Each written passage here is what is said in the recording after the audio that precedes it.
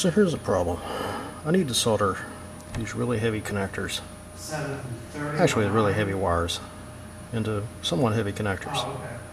That's fine. That's, yeah, it's going to take a big soldering iron. Fortunately, That's fine. we have a big soldering iron. Oh yeah. Check this out. Yeah, I know. Hexagon. Old school.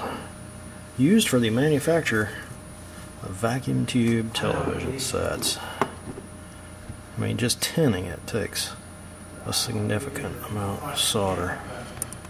Get both sides, don't want any corrosion here. Yeah. Wet it down good. Alright, well, give me a call or text when you get home, okay?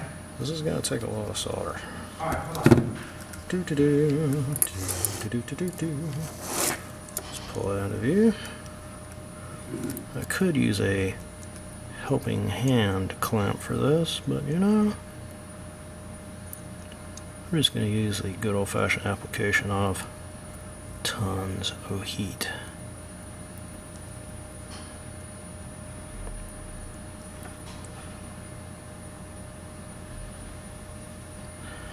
Ladies and gentlemen,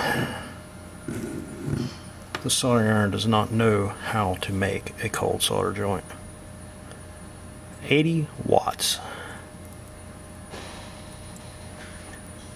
This is a genuine Ben Harris score.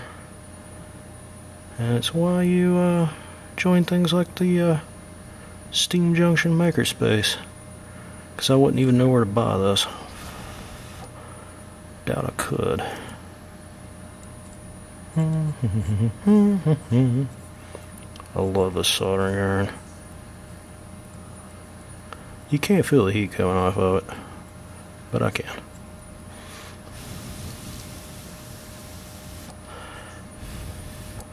That, ladies and gentlemen, is 3 big pieces of wire soldered. No muss, no fuss.